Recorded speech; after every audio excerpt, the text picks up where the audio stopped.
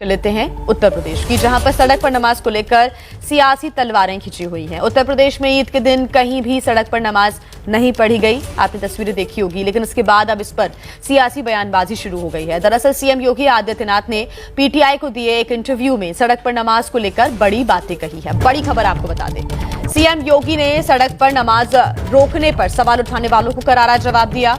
योगी ने अपने इंटरव्यू में नसीहत दी कि सड़क चलने के लिए होती है। जो लोग ये बोल रहे हैं उन्हें हिंदुओं से अनुशासन सीखना चाहिए, कुंभ से सीखना चाहिए। ये धार्मिक अनुशासन है। योगी आदित्यनाथ ने साफ किया कि पर्व और त्योहार उद्दंडता के करने के माध्यम के लिए नहीं होते हैं। उन्होंने सलाह दी है कि अगर आपको सुविधा चाहिए तो अनुशासन का पालन करना सीखिए। सड़क पर नमाज की तुलना कांवड़ यात्रा से करने पर भी योगी आदित्यनाथ ने जवाब दिया। उन्होंने बताया कि कांवड़ यात्रा हरिद्वार से लेकर गाजियाबाद और दूसरे क्षेत्रों तक जाती है, ऐसे में वो सड़क पर ही तो चलेगी। उन्होंने सवाल उठाया कि क्या परंपरागत मुस्लिम जुलूस को रोका गया है। योगी आदित्यनाथ ने आगे कहा कि ताजिया की साइज थोड़ी छोटी करिए, हाई टेंशन तार की वजह से, क्योंकि कांवड़ यात्रा में भी डीजे का साइज छोटा करने को कहा जाता है। ठीक तो बोला, ठीक बोला है। सड़क चलने के लिए होती है, और जो लोग ये बोल रहे हैं ना, उनको हिंदुओं से अनुशासन सीखना चाहिए। 66 करोड़ लोग प्रयागराज में आए, देश की आधी जनता, और 66 करोड़ लोग, कहीं कोई लूटपाट नहीं, कहीं कोई आगजनी नहीं, कहीं कोई छेड़खानी नहीं, कहीं कोई तोड़फोड़ नहीं, कहीं पे कोई अपहरण नहीं। ये होती है अनुशासन, यह है धार्मिक अनुशासन। श्रद्धा भाव के साथ आए, महास्नान में भागीदार बने, फिर अपने गंतव्य की तरफ चले गए। एक पर्व और त्योहार या कोई इस प्रकार के कार्यक्रम उच्छृंखलता और उद्दंडता करने के माध्यम नहीं बनने चाहिए। अगर आपको सुविधा चाहिए तो उस अनुशासन को भी मानना सीखिए। आप मुझे बताइए, आप तुलना कर रहे हैं कांवड़ यात्रा की। कांवड़ यात्रा हरिद्वार से लेकर के और गाजियाबाद तक या उन क्षेत्रों में जाती है, तो सड़क पे ही चलेगी। क्या हमने किसी परंपरागत मुस्लिम जुलूस को कभी रोका? कभी नहीं रोका। मुहर्रम के जुलूस निकलते हैं। हाँ, ये जरूर कहा कि भाई ताजिया की साइज थोड़ा छोटा करिए। इसलिए करिए क्योंकि तुम्हारी सुरक्षा के लिए हाई टेंशन तार होंगे, हाई टेंशन तार बदलेंगे नहीं तुम्हारे लिए, उसके साइज कम करो, क्योंकि हाई टेंशन की चपेट में आओगे, मर जाओगे। और यही होता है। कांवड़ यात्रा में भी कई लोग, कांवड़ यात्रियों में भी उनको बोला जाता है डीजे की साइज छोटा करो, और जो नहीं करता उसमें हम लोग सख्ती करते हैं। कानून तो सबके लिए बराबर लागू किया जा रहा है, तो आप कैसे तुलना कर दे रहे हैं फिर उसको? ईद में कौन सा प्रदर्शन करेंगे आप? घंटों सड़क जाम करेंगे नमाज पढ़ने के नाम पे, और नमाज पढ़ने की जगह आपकी ईदगाह होगा, आपका मस्जिद होगा, सड़क नहीं हो सकती है। और इसके लिए अगर बोला जा रहा है आप मानेंगे नहीं, तो ठीक तो कहा कि आप उद्दंडता करेंगे। पथराव जो वहां पे हुआ वो दो मुस्लिम पक्षों में पथराव हुआ है, हिंदू पक्ष उसमें कहीं भी नहीं है, प्रशासन कहीं भी नहीं है। तो सीएम योगी आदित्यनाथ का बयान आपने सुना, और अब उन्हीं के इस बयान पर, सीएम के बयान के बाद अब जवाब दिया है एआईएमआईएम अध्यक्ष असदुद्दीन ओवैसी ने। उन्होंने बड़ा बयान दिया है। उन्होंने दावा किया है कि हर धर्म का पर्व रोड पर होता है, ऐसे में सड़क पर नमाज करने दीजिए। साथ ही सवाल यह भी पूछा कि मुस्लिमों से आखिर दिक्कत क्या है।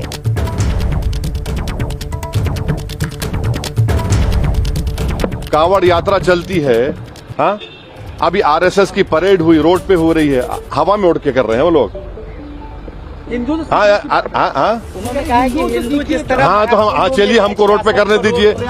अरे हमको भी रोड पे करने दीजिए ना। जब आप कांवड़ यात्रा को इतने दिन चलाते हैं, जब हर धर्म का फेस्टिवल रोड पे होता है और उससे किसी को तकलीफ नहीं है, फिर मुस्लिम धर्म से क्यों तकलीफ हो रही भाई आपको? ठीक है, अच्छा हुआ भाई आप महाकुंभ किए, मगर इसका ये मतलब तो नहीं है कि ये इस देश का एक ही रिलीजन होगा।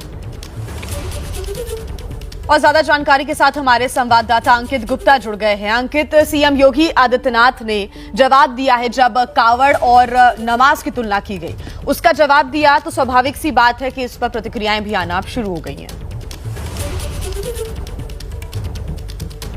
बिल्कुल जी, और जिस तरीके से असदुद्दीन ओवैसी हो, समाजवादी पार्टी के तमाम सांसद हो, विपक्षी पार्टियों के सांसद हो, उनका यही कहना है कि बीजेपी इस वक्त धर्म के आधार पर राजनीति कर रही है, देश को बांटने की कोशिश कर रही है, इस तरीके के लगातार आरोप लगाते हैं। लेकिन मुख्यमंत्री, उत्तर प्रदेश के मुख्यमंत्री योगी आदित्यनाथ ने साफ तौर पर कहा कि हम भेदभाव नहीं करते हैं।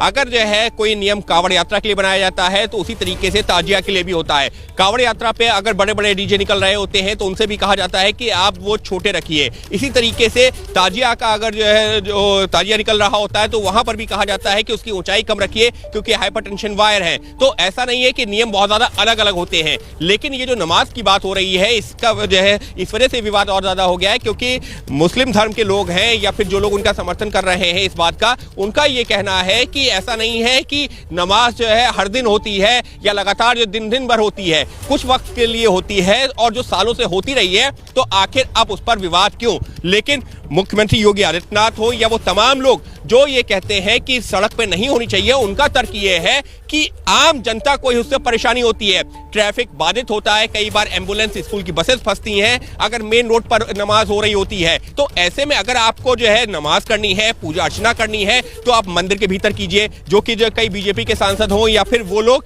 जो कि जो है जिनसे हमने सवाल पूछा, उसमें से कई लोग ऐसे भी आए जिन्होंने कहा कि अगर जो कहीं पूजा अर्चना हो रही है तो वो मंदिर के अंदर होती है, वो सड़कों पर नहीं होता। हवन अगर कहीं हो रहा है तो सड़कों के बीच में नहीं होता है। तो आखिर नमाज सड़कों के बीच में क्यों अदा करनी है। तो दोनों ही पक्षों के अपने तर्क वितर्क हैं। लेकिन ये मुद्दा ऐसा है जो जिस पर जो है दोनों ही पक्ष, फिर चाहे वो सत्ता पक्ष हो या विपक्ष हो, इस मुद्दे पर आमने सामने भी है। क्योंकि आरोप ये लग रहा है कि यहां पर एक धर्म को खुश करने की राजनीति हो रही है। सत्ता पक्ष कहता है कि विपक्ष तुष्टीकरण की राजनीति कर रहा है, तो विपक्ष ये कहता है कि सत्ता पक्ष सिर्फ एक धर्म को खुश करने के लिए बाकी धर्मों की अनदेखी कर रही है। जी ठीक अंकित, आप हमारे साथ बने रहिएगा। और देखिए इस बीच क्योंकि प्रतिक्रियाएं सामने आ रही हैं, असदुद्दीन ओवैसी ने क्या कुछ कहा योगी आदित्यनाथ के बयान के बाद, वो आपने सुना। तो वहीं समाजवादी पार्टी के अध्यक्ष अखिलेश यादव भी सड़क पर नमाज वाले मुद्दे में अब कूद पड़े हैं। उन्होंने दावा किया है कि लोग आपस में ना मिल सके इसलिए सड़क पर नमाज से रोका गया। सुनिए। सोचिए, ये एक सड़क पे नमाज की बात नहीं है। मैंने अधिकारी से पूछा, आईपीएस अधिकारी थे, कि ये बताओ ये मुझे क्यों नहीं जाने दे रहे हो ईद के कार्यक्रम में। उनके पास कोई जवाब नहीं था। मुझे खुद ये कभी परंपरा नहीं रही है कि किसी सरकार के मुख्यमंत्री, एक्स चीफ मिनिस्टर को रोका जाए। इन्होंने ईद में नहीं शामिल हो, हम लोगों को रोका गया और इश्यू बने क्योंकि इन्हें सूट करता है ये चीज। ये जो किट बांटी जा रही है, आप समझ लीजिए किट इसलिए बांटी जा रही है क्योंकि हिंदू भाई जाग गए हैं। अंकित गुप्ता लगातार हमारे साथ जुड़े हुए हैं। अंकित, आपने सुना अखिलेश यादव ने क्या कुछ कहा और इस प्रकार की जो प्रतिक्रियाएं हैं वो विपक्षी पार्टियों की तरफ से लगातार आ रही हैं क्योंकि इस मुद्दे को कोई छोड़ना नहीं चाहता। जितना गंभीर और संवेदनशील ये मुद्दा है, उतना ही लोगों के बीच पहुंचने का भी ये मुद्दा है। बिल्कुल, देखिए यहाँ पर जो इस मुद्दे को दो तीन तरह से जोड़ा जा रहा है। पहला, ये जो ईद की नमाज जो सड़कों पर हो रही है ये तो है ही, उसके साथ में जो है वक्फ बिल जो है सरकार लाने की तैयारी कर रही है उससे जोड़ा जा रहा है और इसके जरिए विपक्ष संदेश का दे रहा है। विपक्ष संदेश ये दे रहा है कि देखिए फिर चाहे वो नमाज का मुद्दा हो, वक्फ बिल का मुद्दा हो, ये वो तमाम मुद्दे हैं जो कि मुस्लिम समुदाय के खिलाफ है, मुस्लिम समाज के खिलाफ है, मुस्लिम धर्म के खिलाफ है और इसी वजह से इसका विरोध हो रहा है। और तर्क ये दिया जा रहा है कि समाज में और देश को बांटने की कोशिश की जा रही है सत्ता पक्ष की तरफ से। लेकिन इन दोनों ही मुद्दों पर, फिर चाहे वो जो है सड़क पे नमाज का मुद्दा हो, वक्फ का मुद्दा हो, सरकार और उसके सहयोगी दल यही कह रहे हैं कि विपक्ष लोगों को भड़काने का काम कर रहा है। सरकार की ऐसी कोई मंशा नहीं है। सरकार खुद आयोजन कर रही है। कल जब ईद की नमाज हुई है तो वहां पर पुलिस और प्रशासन ने पूरी जिम्मेदारी संभाली कि हालात जो है कंट्रोल में रहे, किसी तरीके से हालात खराब ना हो और बाकायदा लोगों को व्यवस्थित तरीके से ईदगाह तक जाने दिया गया। उन्होंने नमाज अदा की और वापस जो है वो हंसी खुशी निकले हैं। कई ऐसे मुद्दे हैं जिसको अब विपक्ष इससे जोड़ भी रहा है। अंकित, आप बिल्कुल सही कह रहे हैं। फिलहाल बहुत शुक्रिया तमाम जानकारी के लिए। और अब ऐसे में एक मुद्दा वक्फ बिल को लेकर भी है। उसी को लेकर सीएम योगी आदित्यनाथ ने पीटीआई को दिए इंटरव्यू में एक बड़ा बयान दिया है। वक्फ को लेकर उन्होंने दावा किया है कि वक्फ बोर्ड निजी स्वार्थ का केंद्र बन गया है। उन्होंने यह भी आरोप लगाया कि वक्फ किसी भी सरकारी संपत्ति पर जबरन कब्जा करने का जरिया बन गया है। ऐसे में सुधार समय की मांग है और हर सुधार का विरोध किया जाता है।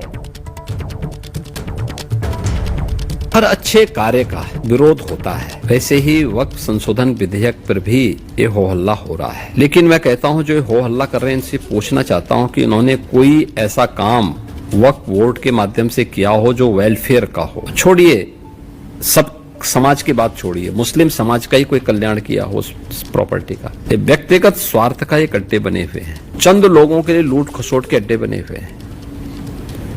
किसी भी सरकारी प्रॉपर्टी पर जबरन काबिज करने का एक माध्यम बना हुआ। और रिफॉर्म इस समय की मांग है, हर रिफॉर्म का विरोध होता है, लेकिन देश काल और परिस्थिति के अनुसार हमें उस प्रकार के रिफॉर्म के लिए तैयार होना चाहिए।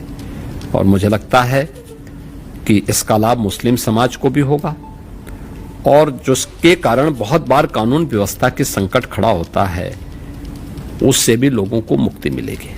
नोएडा से जहां के सेक्टर 18 में आग लगी है, फायर ब्रिगेड की टीम मौके पर मौजूद है।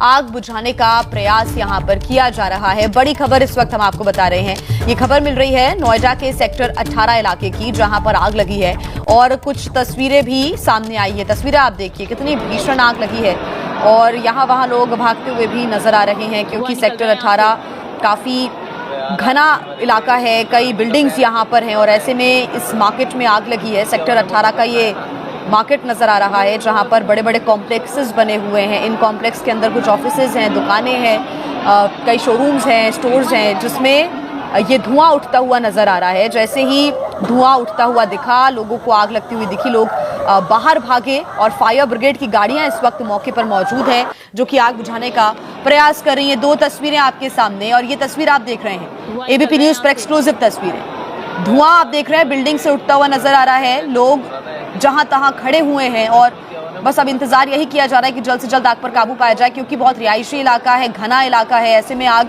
दूसरी बिल्डिंग्स में भी फैल सकती है, ये खतरा क्योंकि बना हुआ है।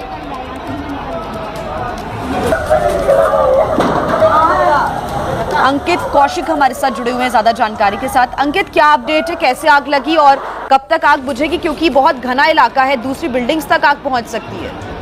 धुआं निकल रहा है। जी देखिए, बिल्कुल जैसा आपने बताया कि नोएडा सेक्टर 18 एक बेहद ही रिहायशी इलाका है, घना इलाका है, क्योंकि शहर की जितनी बड़ी मार्केट है वो नोएडा सेक्टर 18 में मानी जाती है। आपको बता दें नोएडा के सेक्टर 18 स्थित कृष्णा टावर है, जिसमें ये भीषण आग लगी हुई है। दरअसल यह एक बहुमंजिला इमारत है, इसके तले में यानी कह सकते हैं ग्राउंड फ्लोर में एक शोरूम है जिसमें आग लगी है और आग इतनी भीषण है कि आसपास जो पूरा जो बिल्डिंग है उसमें ऊपर तक धुआं हो गया है, जिसके चलते तस्वीरें देखी जा सकती है। जो लोग उसके ऊपर रहते हैं वो कहीं ना कहीं जो है निकलते नजर आ रहे हैं, अपनी जान बचाते नजर आ रहे हैं और कुछ लोग तो बिल्डिंग से बकायदा जो कूदने की दौड़ में लगे हैं, क्योंकि कहीं ना कहीं डर बना हुआ है कि अगर आग पर समय से काबू नहीं पाया गया तो कहीं ना कहीं आग भी बढ़ सकती है। और साथ साथ जो बिल्डिंग में पूरा धुआं है बिल्डिंग को अपनी जो है अपने लपेटे में। दो तीन बातें साफ करिएगा कि कैसे आग लगी और अभी कितनी गाड़ियां मौके पर मौजूद हैं, बहुत ही क्योंकि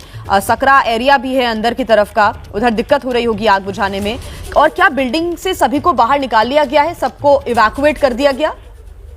जी देखिए, बिल्कुल आपको बता दूं, अब से कुछ समय पहले ही आग जो है बिल्डिंग में लगी थी और बताया जा रहा है कहने के शॉर्ट सर्किट जो है इसके प्रथम दृष्टया बताया जा रहा है, शॉर्ट सर्किट के चलते जो आग लगी है। वहीं दमकल की बात की जाए, दमकल विभाग की करीब 4 से 5 गाड़ियां फिलहाल मौजूद है, आग को पाने की जिद्दोजहद में जा रहे हैं। वही दमकल विभाग की जो कह सकते हैं प्राथमिकता है वो कहीं ना कहीं ये है कि कुछ भी करके पहले जो अंदर लोग मौजूद हैं उनको बाहर निकाला जा सके। काफी हद तक लोग निकाल लिए गए, लेकिन जो है दमकल विभाग लगातार जो है आग बुझाने की जिद्दोजहद में जारी है। बाकी आशंका ये जताई जा रही है आने वाले 10 से 15 मिनट में आग पे काबू पा लिया जाएगा। उम्मीद यही है और सभी सुरक्षित रहें, ये भी उम्मीद। बड़ी खबर आपको बता दें गुजरात से, जहां के बनासकांठा में पटाखे के गोदाम में भीषण आग लग गई। हादसे में 10 लोगों की मौत की जानकारी मिल रही है। फायर ब्रिगेड की टीम आग पर काबू पाने के लिए पहुंची और कड़ी मशक्कत के बाद इस आग पर काबू पाया जा सका है, लेकिन इस दर्दनाक हादसे में 10 लोगों की मौत की जानकारी मिल रही है। चारों तरफ यहाँ पर धुआं ही धुआं नजर आ रहा है। गुजरात का बनासकांठा, जहां पर ये पटाखे की गोदाम में भीषण आग लगी। हालांकि आग पर काबू पा लिया गया है, लेकिन इस हादसे में 10 लोगों की दर्दनाक मौत हो गई।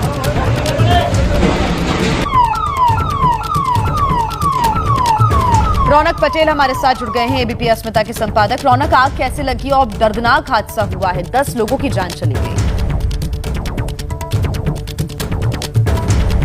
रौनक, आपको आवाज आ रही है? बिल्कुल आ रही। जी, मेरी आवाज आ रही है आपके पास? जी जी। देखिए, बहुत जी जी।